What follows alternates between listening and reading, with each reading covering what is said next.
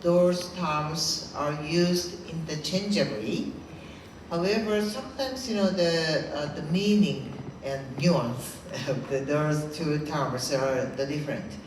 And the ventriculomegaly hydrocephalus cause a thin brain tissue, but the story is different.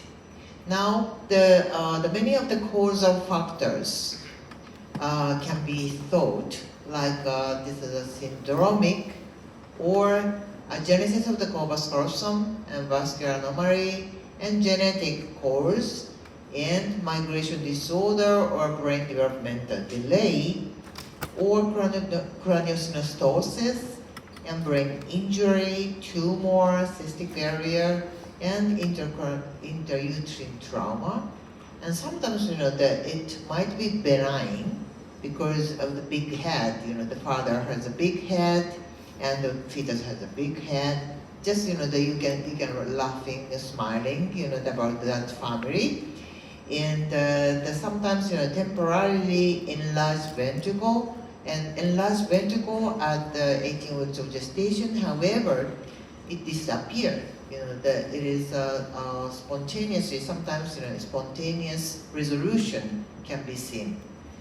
Now, going back to the basic knowledge about the ventricular system, cerebrospinal fluid pathway.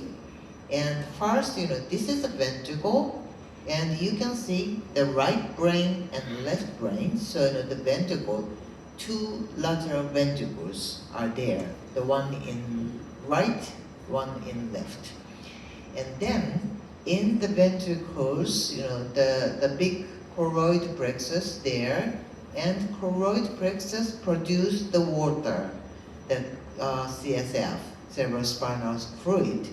And the water is traveling from the ventricle to the third ventricle via foramen of Monro, and then the water is traveling to the fourth ventricle via aqueduct. You remember the aqueduct in the early stage at 11 to 13 weeks of gestation. There is the round shape. However, now in the second trimester, you can see the aqueduct is like the road to the fourth ventricle. And so, you have to remember that the lateral ventricles via Monro, the third ventricle to fourth ventricle via aqueduct. Now, non-communicating ventriculomegaly means no communication. No communication means somewhat, somewhere is obstructed. Okay? So, for example, this left hand side, you can see the obstruction or stenosis of the aqueduct. Okay? So, if the aqueduct is obstructed, it is very easy to think that, the upper part of the aqueduct, it means lateral ventricles and third ventricle are dilated. And also this picture, the right hand side, you can see this is the case of the obstruction or stenosis of Monro, foramen of Monro. If the Monro is stenosis or obstructed, the upper part of Monro, it means the lateral ventricle is enlarged. So in this case, third ventricle is normal. Okay, so in this case, the stenosis of the stenosis or obstruction of aqueduct, you can see the lateral ventricle with the third ventricle memory. Now, in those cases, because of the water is not going out to the fourth ventricle or any other, you can see that it is very easy to understand that the intracranial pressure is higher than normal. Okay, so this is a non-communicating hydrocephalus, And in that case, you can see the dangling choroid plexus is same. Dangling choroid plexus is because of the intracranial higher pressure, and the dangling choroid plexus means the choroid plexus is shrunk because of the high pressure. Okay, so in those cases, the shunting procedure, it is called as the ventricular peritoneal shunt, and is effective in the non-communicating hydrocephalus or ventriculomegaly. And now, sometimes the non-communicating ventriculomegaly includes the case of the Chiari malformation with the mirror meningocele.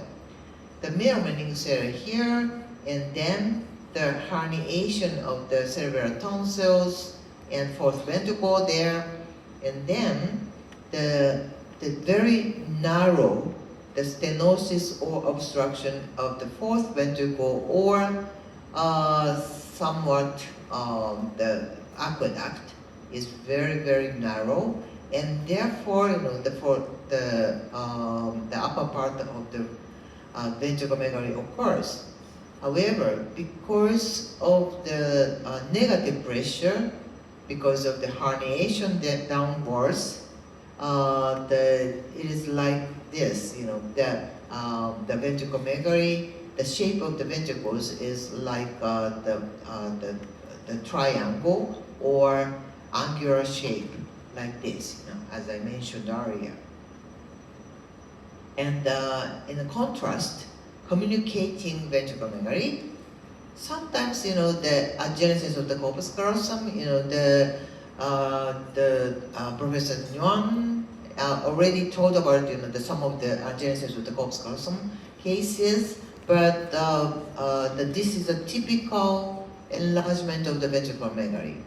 And the enlargement of the ventricles like this, due to the agenesis of the corpus callosum, because the corpus callosum is the ceiling of the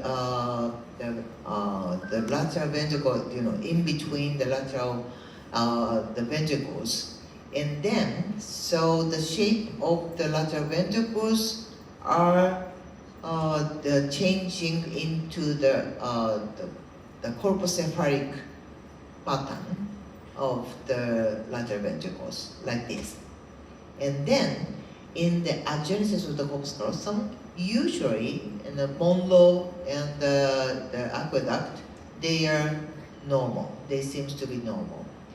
And some of the agenesis of the corpus callosum, they have the benign outcome and prognosis. But recently, there are many articles about the agenesis of the corpus callosum in adult. And they have some kind of the cognitive abnormality or any other neurological abnormality, in the adult. And so, we can say that, about half of them with agenesis of the corpus callosum, they may have the favorable outcome and prognosis, but I'm not quite sure in adult life. But anyway, the other one, the communicating ventriculomegaly, everything is okay. Here you can see the Monroe is okay and the aqueduct is okay, and the system of the pathway of cerebrospinal fluid is okay.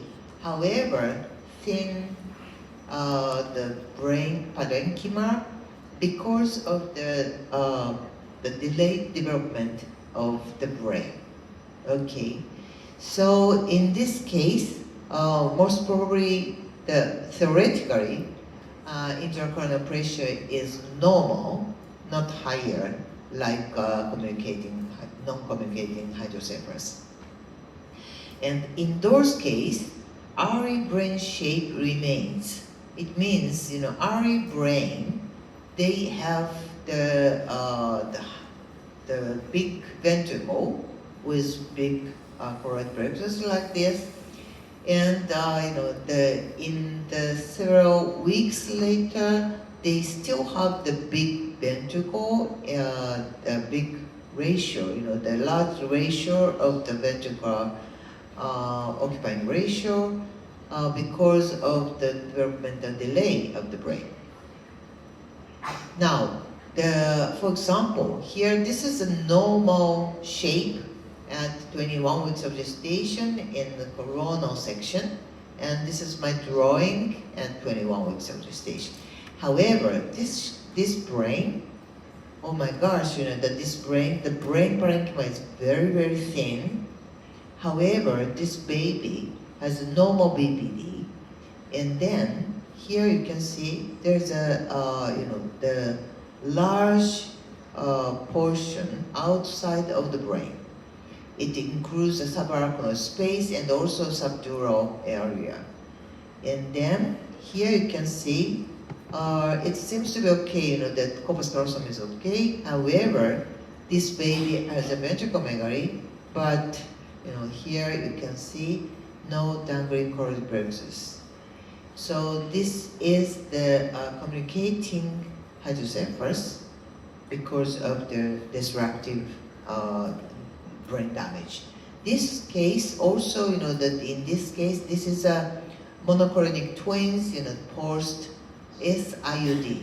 The other twin already dead, and after that you can see this is the brain, and here you can see the very, very thin parenchyma and with the ventriculomegaly, but this is the communicating hydrocephalus.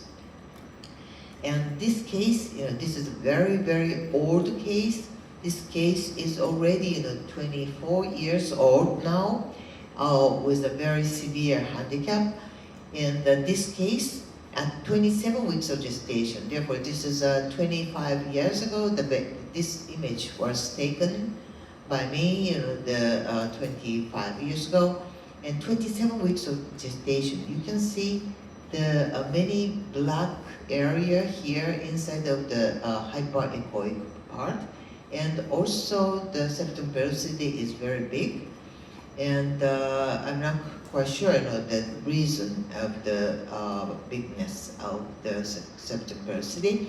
However, you can see the mildly enlargement of the lateral ventricle is seen, and you can see here this is the periventricular rugma ratio. And 2 weeks later, about 10 days later, you can see 29 weeks of gestation.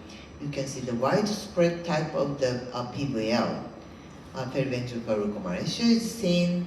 And then you can see this is a postnatal MRI, and this is a 3 years old MRI.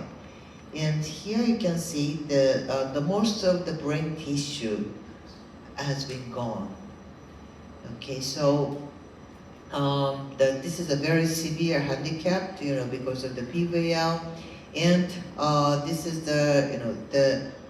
this case came to me because the previous doctor said that it might be the mild ventriculomegaly, and he explained to the patients that your baby has a mild ventriculomegaly, however, it will be okay because that there's a shunting procedure after birth, but never the shunting procedure never effective in this case.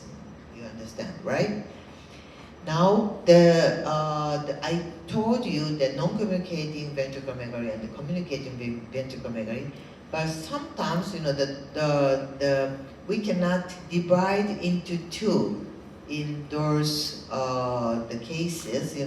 Sometimes in clinical practice we see very often the hybrid type of the non-communicating and communicating. And the ventriculomegaly due to the single gene disorder, we have already the Professor Nguyen told us, showed us many cases of the ventriculomegaly or the MCD due to the single gene disorder. But the most famous one is L1 syndrome. L1 syndrome is because of the L1 COM variant, and what is L1COM? This is a gene name, and this is on the X chromosome. X chromosome. So like this, the X chromosome, this is a carrier, the mother is carrier, and this is the healthy father, non-affected father. And then from those couple, mother has no disease, right? And then because of the X-linked hydrocephalus, so if they have the boy, this one or this one, unaffected or syndrome. Okay, so 1 in 2 of the boys.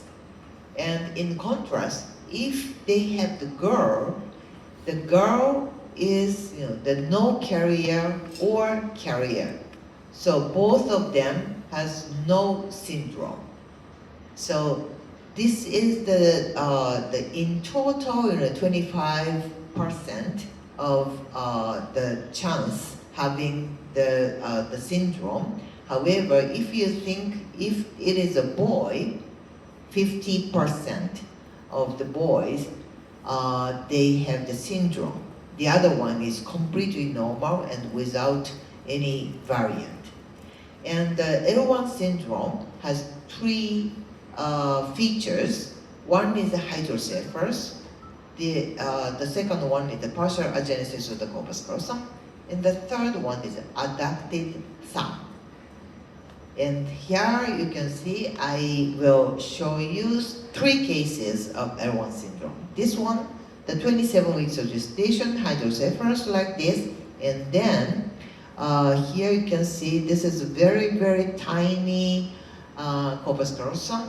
And here you can see this is the along with the corpus callosum, usually that there is a pericallosal artery, and you can see here, but because of the partial agenesis of corpus callosum, this is a little bit the different angle of the pericallosal artery. Now here this is the adducted thumb. Okay, so adducted thumb is usually seen in the L1 syndrome. However, if you see the adducted thumb without any hydrocephalus or partial agenesis of the corpus callosum, sometimes that there is the patient with only adducted thumb, and there's nothing abnormal in the exome sequencing, and healthy baby was born, and after birth, the gradually, the adducted thumb is disappearing. We have several stories, several cases about that. But if you see the hydrocephalus with the corpus callosum agenesis, partial agenesis, and adducted thumb, and this is a boy, most probably that you have the strong suspicion of the L1COM. The second one, this baby, the elder brother of this fetus, 1 year old, hydrocephalus, adducted thumb, very strong suspicion of the L1COM syndrome. However, genetic exam had not been done. Okay, so the doctors, they have the suspicion, but they didn't have the examination yet. And the second pregnancy, again, this is a boy with the hydrocephalus like this. At 19 weeks of gestation, they came to me. And then you can see those are the tomographic ultrasound imaging by 3D ultrasound. And here you can see this is the very the hypoplastic corpus callosum, and this is the power Doppler image of the same as in the previous case, and you can see the paracallosal artery is like this. And this is the same case, fetal MRI. And then here you can see, however, the thumbs are in the normal position, not like adducted thumb. So what do you think? Is this an L1 syndrome or not? The elder brother has adducted thumb and suspicion. However, the genetic test is not done. So, what do you think? Is this the new syndrome or L1 syndrome?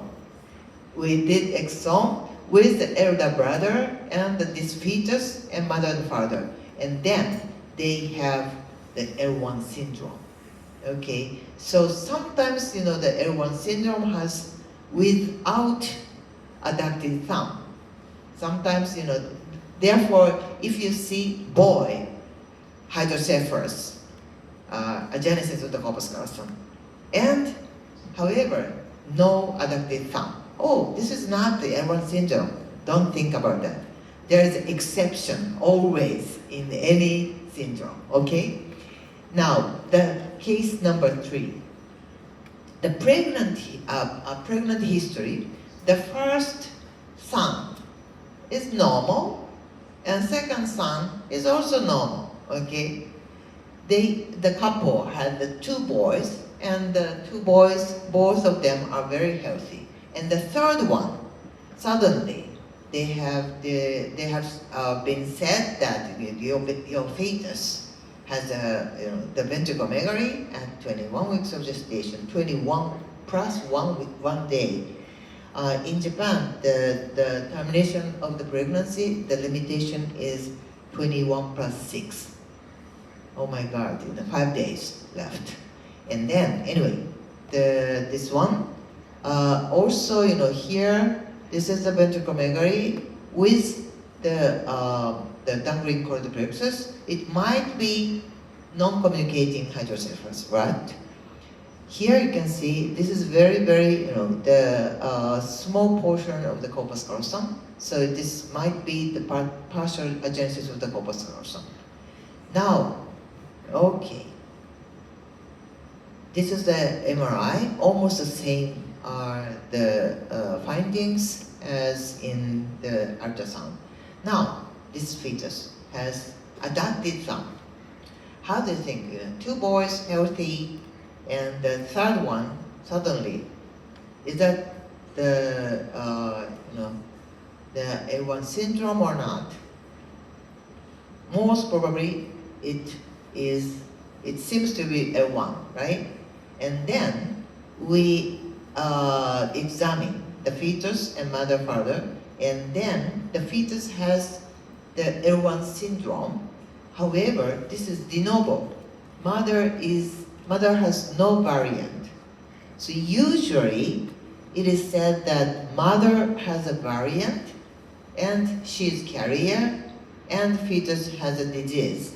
25% of all babies and 50% of the boys. However, this is a de novo.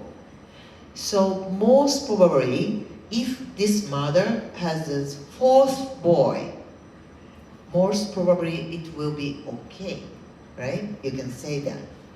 So this is the termination of the pregnancy, because we have the laboratory in the same building, and it was 21 plus 1, and the amniocentesis is the same day. And then exactly, I asked them to hurry up to have the result. And then we have the 4 days later, we have the result of the exome sequencing, and then they determine the termination of the pregnancy, and they did it 21 plus 6 days. Now, the L1-COM is the gene for the adhesion of the cells. So cell adhesion cells, and also it influences the migration of the neural cells. So the L1 syndrome is one of the MCD, malformations of the cortical development. Therefore, this is the hybrid type of the non-communicating and communicating hydrocephalus. Now, the other genes. For example, this is a 19 weeks of gestation Apert syndrome. This is one of the craniosynostosis case due to the FGFR2 variant. And here you can see this is a very mild ventriculomegaly at 19 weeks of gestation. However, the many of the findings, if you look at transabdominal structure of the skull, you have to notice about this, right? And then this is from the parietal portion, and you can see the very wide sagittal suture and anterior fontanelle. And this is the feature of the Apert syndrome, and also that there is a syndactyly like this, and you can see the syndactyly of the toe like this, and also you can see the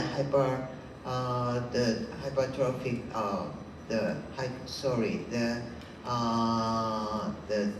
the eyes are apart together.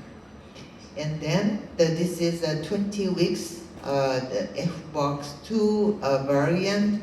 This is also the very abnormal gene variant, and you can see the cephalocele here. And the previous doctor noticed about the cephalocele with the variant, the ventriculomegaly. However, they don't know the cause. Therefore, they told the patients that your baby will be okay because of the shunting procedure. So don't say about that. The shunting procedure will save your fetus, after birth. So you have to think about the variant of genes like this. And this is the skeletal dysplasia, the very rare case, but this is because of the Adam TSL2 variant.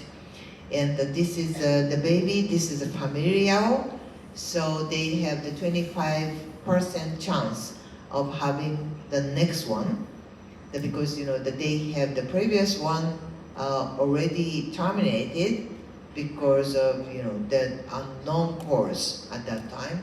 But the second pregnancy, they came to me and they showed the previous terminated baby, and I realized that this might be something like a familial variant. And this is another case, the AP4S, the variant, and this is also, this is like the ventriculomegaly with the thin parenchyma like this. And this is also compound heterozygotes. And this is TUBB3 variant. Sometimes, usually TUBB3 has a dysgyria or the gyration problem, but in this case, still, because this is a 17 weeks of gestation, and so, this is a very smooth surface of the brain, but, somewhat abnormal indentation here, and this is the TUBB3 variant ventriculomegaly.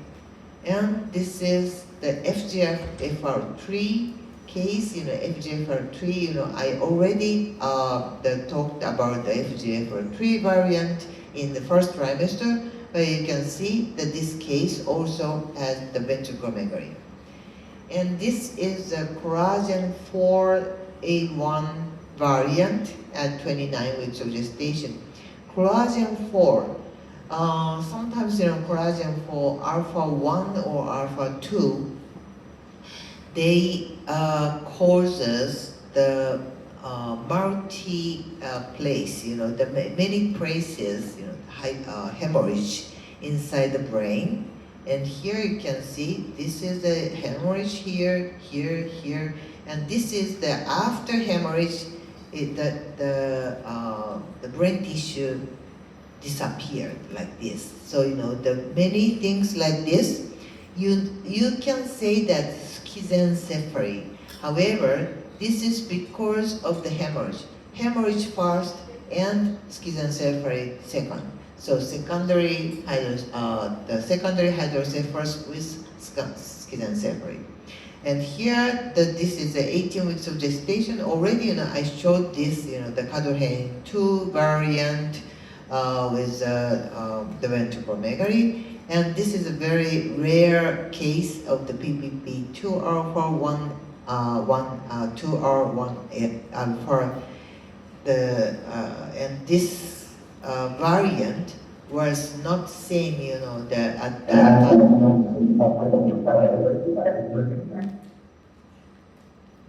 At that time, therefore, so the 19 weeks of gestation, we couldn't think that this might be the variant of the PPP2 alpha 1A. And this is the 18 weeks of gestation, CDH7 variant, and this is last case, the UPD3 plus LOBO1. LOBO1 variant, only one variant cannot cause disease. However, two of them cause the disease, and this is because of the UPD uniparental disomy. Therefore, this baby has a disease of the LOBO1 variant. So the more than 100 genes encode the key pathway of the component in CNS diseases. Already the neuron told about the tubulinopathy, and also that there is the pathway of the mTOR. So that there are many cascaded pathway of the related to the brain. But don't forget basic aneuploidy, like Down syndrome. And here you can see this is a 21 weeks of gestation ventriculomegaly, and then this case has the nasal bone defect and Sander gap, and then this is a trisomy 21. But I recently I noticed that the features of the Down syndrome. And Down syndrome here and the control there. And the Down syndrome, sometimes they have the ventriculomegaly like this. However, it is quite difficult to say that that those cases are Down syndrome and this is the control. So we found the two common brain features in Down syndrome. And what is this? The first one is the Seeger sign. This is a normal, but here you can see the Down syndrome. Sometimes they have the Seeger-like structure of the surface of the brain, and the reason for the Seeger sign is the thin substrate. Okay, so we measure the Seeger ratio, and here you can see that this is a normal. We have the 300 normal cases, and this is the Down's baby between the 17 and 26 weeks of gestation, and now you can see that the Seeger ratio is much higher than the normal, and the substrate normal range is here, and substrate is much thinner than the normal. And we have the data of the comparison between the trisomy 21 and trisomy 18. But trisomy 18, interestingly, trisomy 18 has a normal substrate thickness. So the completely different brain structure between the trisomy 18 and trisomy 21. And nowadays in the United States, the government and the NIH, they put a lot of money, they invest a lot of money for the treatment of the Down's baby. And they are trying the fetal treatment of the Downs. So that they are very much interested in our new data of the Seagull sign, and it might be a kind of the evaluation strategy for the evaluation of the treatment. Now, thinking about the atrial width measurement, the atrial width, everybody is doing the atrial width measurement, and that is published in 1988, many years ago, but still it is used and useful. However, here you can see this is a very ambiguous ultrasound picture. Of course, there is a more than 30 years ago, and here you can see this is the atrial width, and they say that in any gestational age, atrial width is a very good marker for the lateral ventriculomegaly. And I showed you this slide that the many of the causal factors behind the ventriculomegaly, and here you can see different ventricular shape based on the etiology of the ventriculomegaly. So the different the types of the ventriculomegaly, different shape. However, the atrial width is like this, the same pattern by the 2D ultrasound, and only the measurement of the atrial width is enough for the evaluation of the ventriculomegaly. It is questionable, right? And if you look at those three foot, can measuring the foot size reveal the person's weight or body shape? Maybe you can imagine that this is a child, right? And this might be mother and this might be father, but can you imagine father is fat or skinny, or mother is chubby or skinny? You cannot imagine that from the shape of the foot like this, right? And so in one international conference, that I asked the shoe size to the big professors, and this is a Professor Robert Romero, and this shoe size is 8, and here I asked his height. And then, I asked the Mark Evans, and Mark Evans, at that time his shoe size was 12, and he is this big. And the next one is Professor Jerry Visser, and the shoe size is 9.5. He is a big man, however, shoe size is very small. And like this, the shoe size and the bigness, I cannot say that that there is a very fat. However, the fatness and skinniness and the height cannot be imagined by only the foot size, right? So in my institute, we measure the intracranial ventricular volume and the volume of the ventricles. And then, we measure the VOR as in the first trimester, and then, we evaluate the ventriculomegaly. Anyway, and also lastly, the many OB doctors measure the atrial width and predict the prognosis based on the single AW measurement. Okay, so the 19 weeks of gestation, the atrial width is 15 or 14. Oh, your baby may have the severe ventriculomegaly, so maybe the termination of the pregnancy is recommendable or something like that. Is it enough to measure the only one time measurement of the atrial width? Of course, some of the cases, you can see the 18 weeks of gestation. This is 23 weeks of gestation. This is a exacerbation. That means, it is going worse.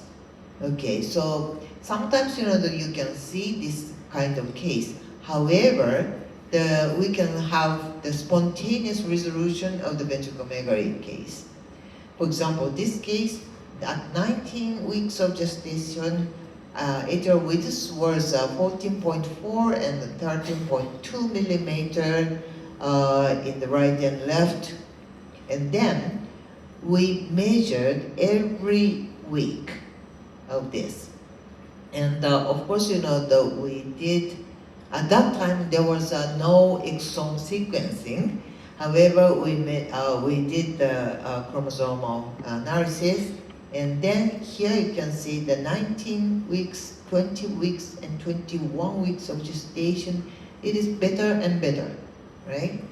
And then, of course, the patients, the mother and father, they were thinking about the continuity and the termination of the pregnancy. And when they got up in the morning, they think about, the continuity of the pregnancy. However, before going to bed at night, they think about, the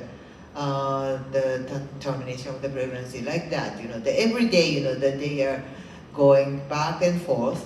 And however, finally they continued to, they decided to continue the pregnancy. And then, this is at the 13 years old. This guy, the good prognosis, and he is now junior high school student, and everything is okay. I'm not quite sure, the score of the math or English. However, anyway, he is a very good in cognitive and motor development.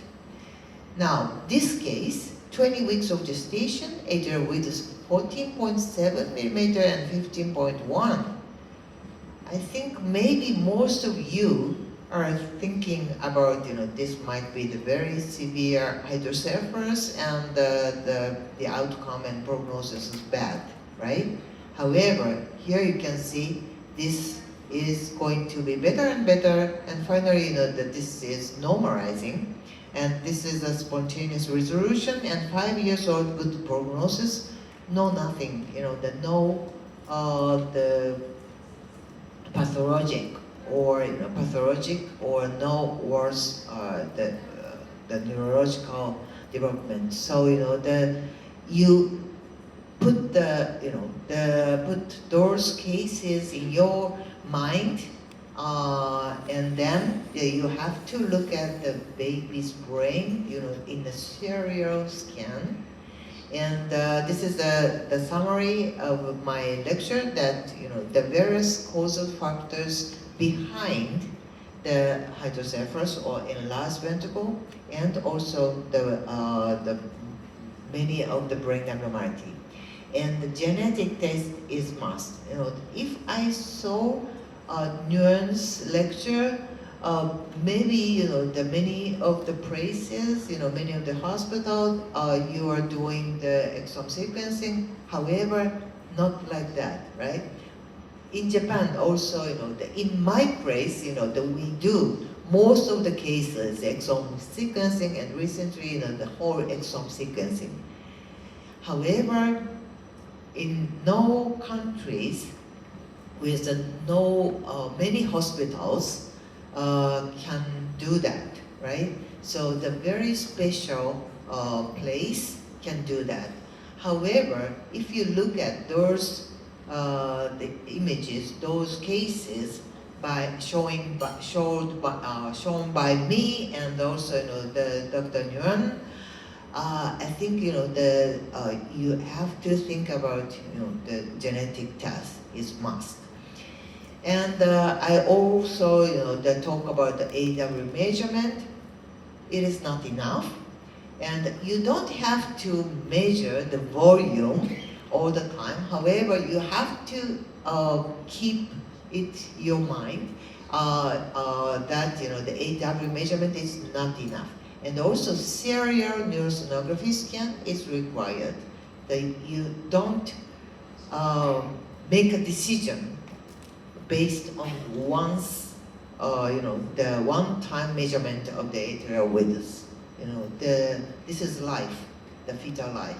Sometimes, it might be, the born healthy, and 10 years later, 20 years later, he or she will be the very, good politician, or, any other scholar or something like that. But you have to think about it very prudently about the fetal life. Thank you very much.